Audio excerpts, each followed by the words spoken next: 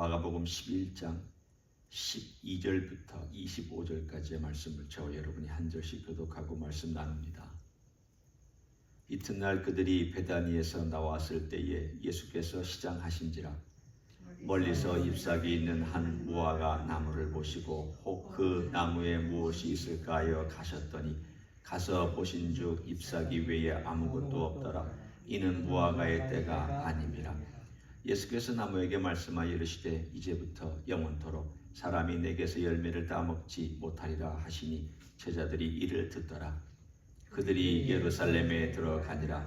예수께서 성전에 들어가사 성전 안에서 매매하는 자들을 내쫓으시며 돈 바꾸는 자들의 상과 비둘기 파는 자들의 의자를 둘러 엎으시며 아무나 물건을 가지고 성전 안으로 지나다님을 허락하지 아니하시고 이에 가르쳐 이르시되 기록된 바 내 집은 만민이 기도하는 집이라 칭함을 받으리라고 하지 아니하였느냐.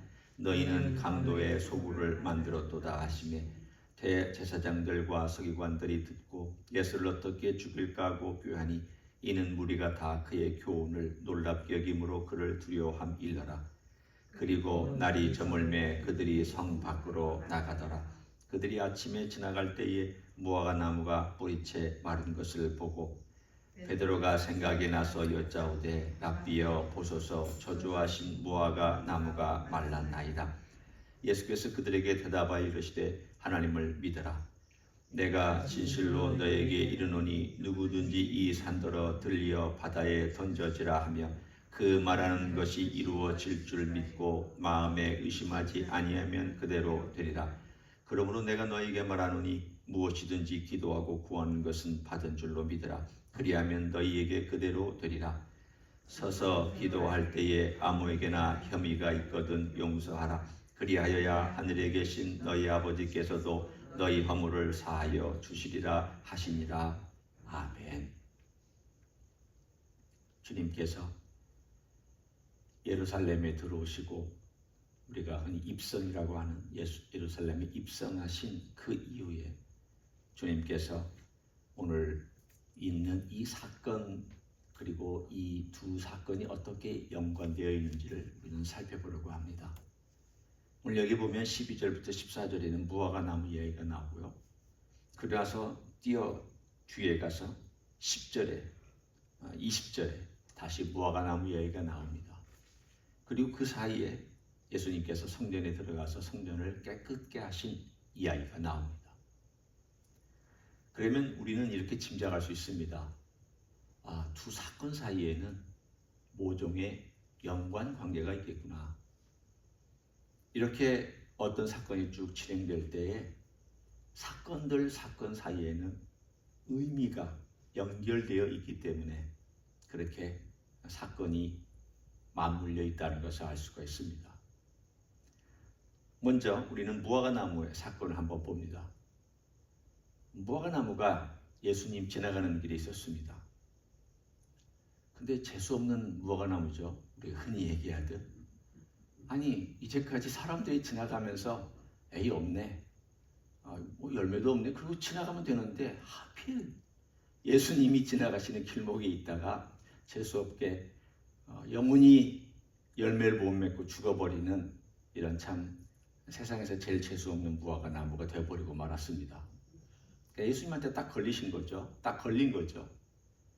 근데 이게 왜 이 무화과 나무 입장에서는 되게 억울할 것 같은 생각해 보면 여기 마가도 그 생각을 집어넣습니다. 이는 무화과의 때가 아님이라. 아니 그러면 무화과 때가 아니면 당연히 무화과가 없는 게 맞지. 무화과가 뭘 잘못했습니까? 라고 여러분은 생각할 수 있습니다. 제가 이것을 지난번 마태복음 할 때 잠깐 설명을 했기 때문에 길게 설명하지 않습니다. 잠깐 설명하면 무화과 나무는 사실은 꽃이 없이 열매가 그 사이사이에서 올라옵니다. 우리는 그것을 싹이라고 얘기를 하죠. 열매가 맺혀지기 위하여 처음에 봉오리가 이렇게 올라오는 그 싹이 있는데 봄이 되면 그 싹이 올라와서 여름이 되면 우리가 알고 있는 무화과 나무의 그 열매가 됩니다.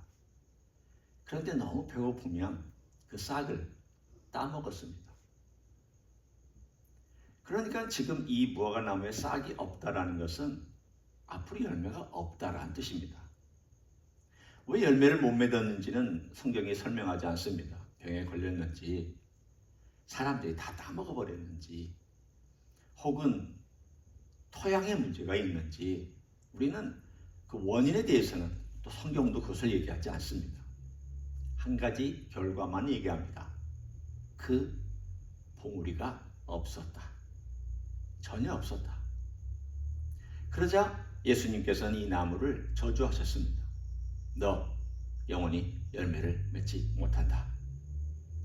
그리고는 20절에 건너가면 아침에 지나갈 때에, 그리고는 이제 밤이 지나갔겠죠. 하루가 지나갔고, 지나갔더니 무화과 나무가 뿌리채 다 말라버렸습니다. 예수님의 저주가 강력했습니다. 당연히 그럴 수밖에요. 하나님의 아들이신, 권세를 가지신 예수님의 권세로 말씀하신 것은 그대로 이루어질 수밖에 없기 때문입니다.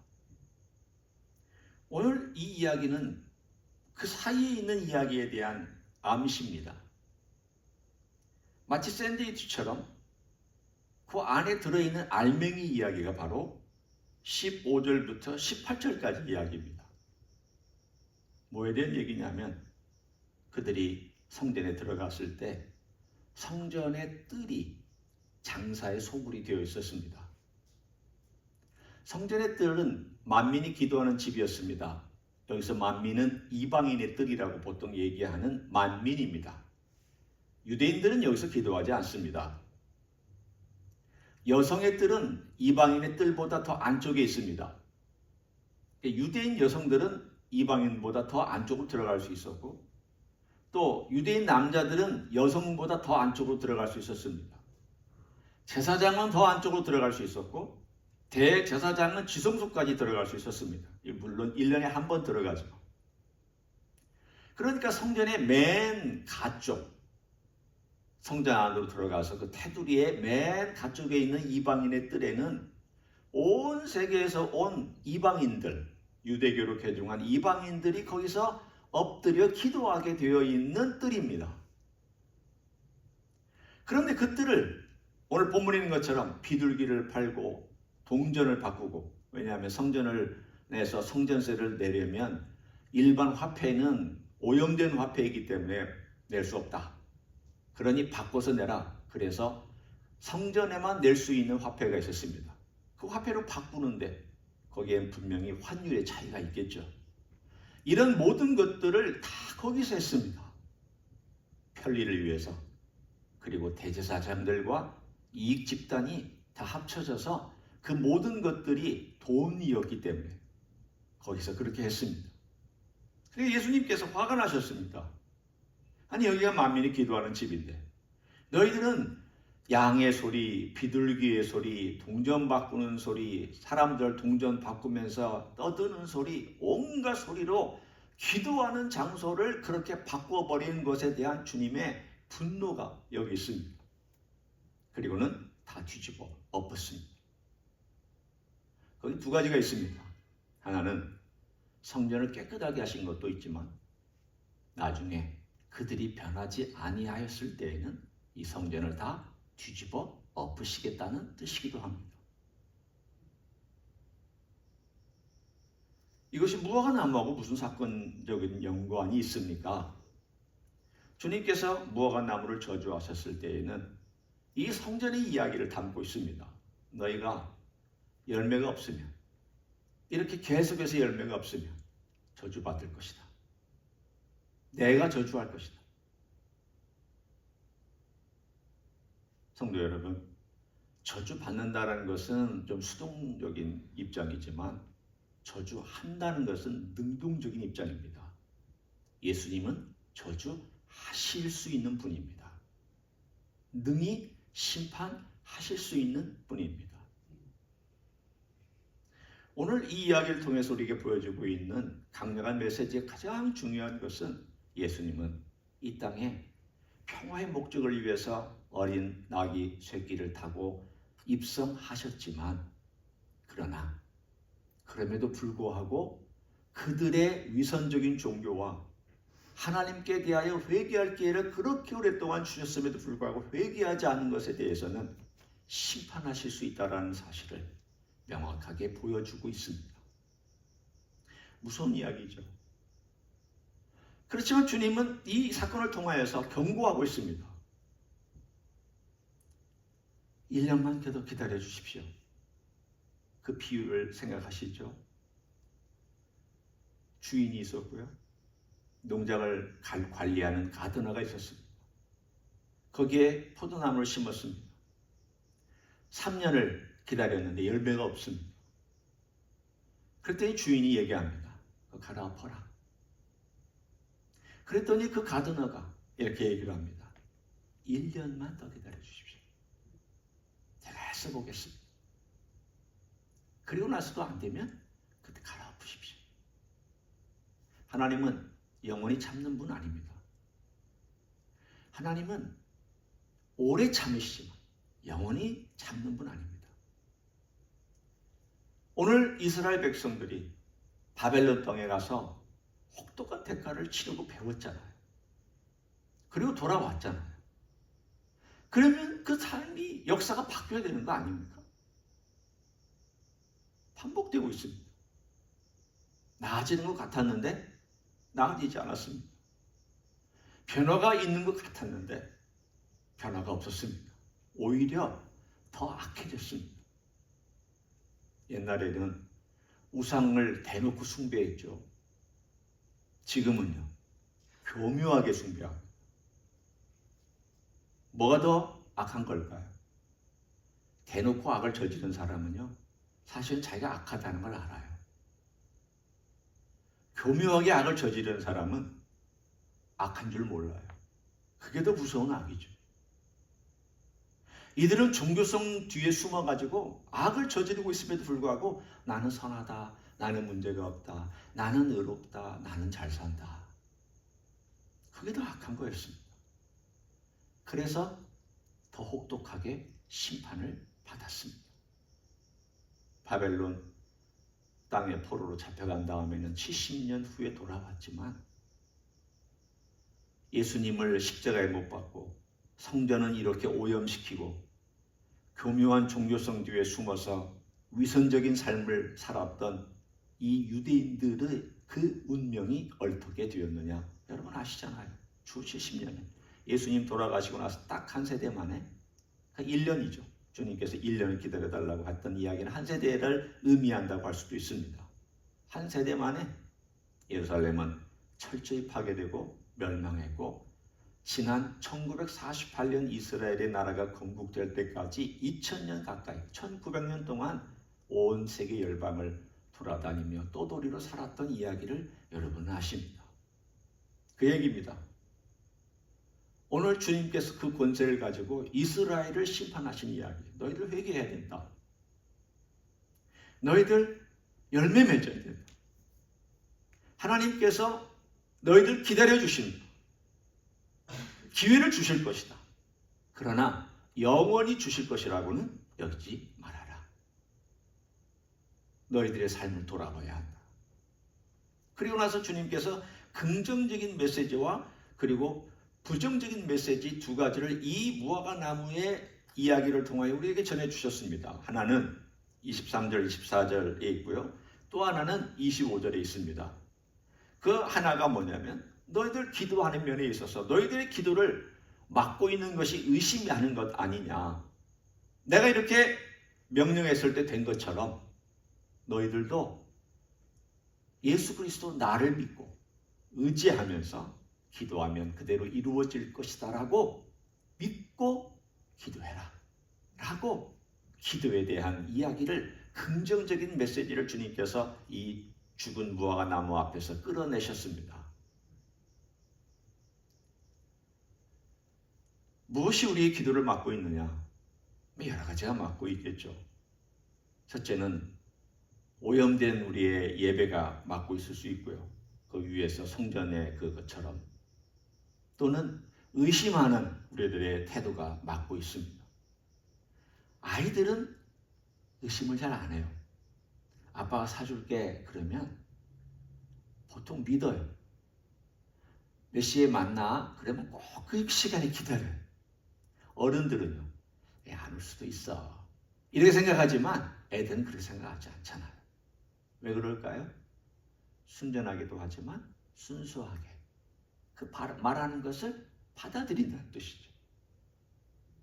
왜 주님께서 성경에 얘기할 때 어린아이 같은 믿음으로 받들어야 된다, 어린아이 같은 마음으로 영접해야 된다, 그렇게 얘기하고 있는 그 내용이 오늘은 다른 말로 이렇게 표현했습니다. 믿고 마음에 의심하지 아니하면, 너희 마음엔 내가 행한다는 것을 좀 믿고 의심하지 말아라. 너희들이 구하는 것이 정말 내 뜻에 합당하다면 행할 것이고, 내 뜻에 합당하지 않다 할지라도 나는 내 뜻에 합당하게 너희들에게 줄 거다. 구하지 않으니까 못 받는 것이고, 야고보 사도의 이야기입니다. 구하지 아니하니까 못 받는 것이고, 구해도 못 받는 것은 욕심으로 구하니까 못 받는 것이다. 그리고 오늘 여기 나와 있는 메시지하고 똑같지 않습니까?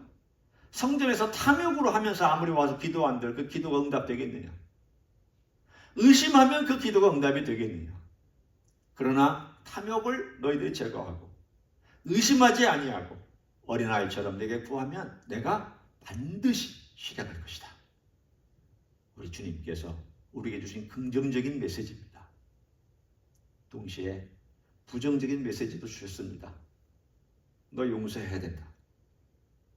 너 용서하지 않으면 내가 안 들을 거다. 그 얘기입니다.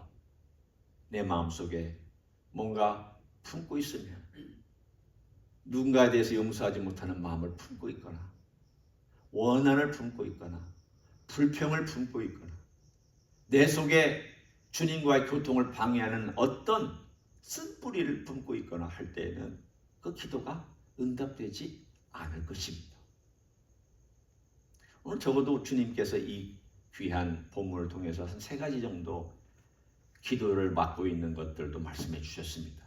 정리하면 탐욕, 의심, 그리고 용서하지 못하는 마음, 이것이 기도를 맡고 있는 것이고, 이것들이 만약에 제거되고 순전한 마음으로 예수 그리스도께서 행하실 수 있는 분이란 그분의 권위를 믿고 있으면 그 기도는 반드시 이루어질 줄 믿습니다. 오늘의 이야기는 예수님의 권위에 대한 이야기입니다. 예수님은 성전을 뒤엎을 수도 있습니다. 예수님은 무화과 나무도 저주할 수 있습니다.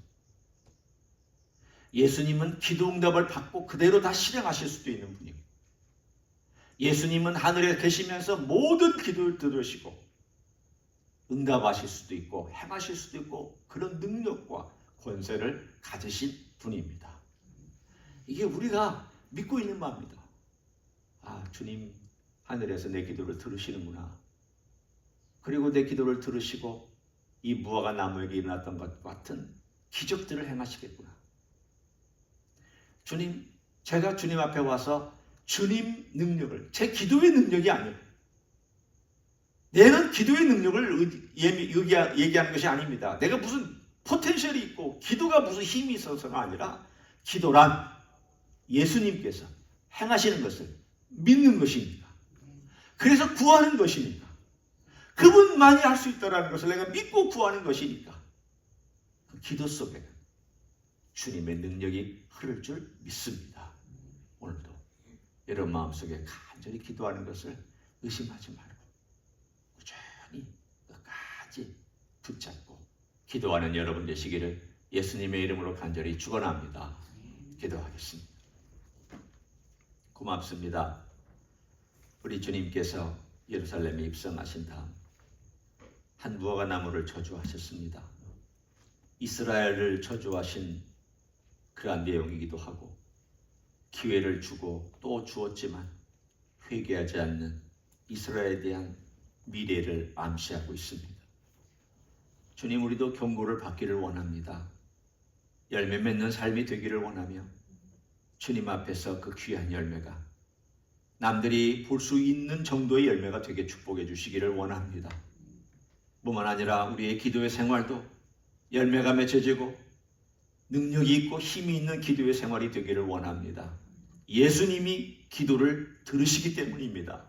내 이름으로 기도하는 것을 내가 시행하리라고 약속해 주셨기 때문입니다. 이런 주님의 권세와 능력을 우리가 믿는다면 우리는 주님께 기도할 수 있는 줄 믿습니다. 오늘도 우리가 기도하러 왔습니다. 사랑하는 종들의 기도를 받아주시기를 원합니다. 채워주시기를 원합니다. 이루어주시기를 원합니다. 붙잡아주시기를 원합니다. 힘있게 하여 주시기를 원합니다. 주님의 권능으로 붙잡아 주시기를 원합니다. 임재하며 주님의 사랑으로 덮어주시며 주님의 그늘 아래 머물게 하시며 기도가 응답되는 축복을 허락하여 주시옵소서.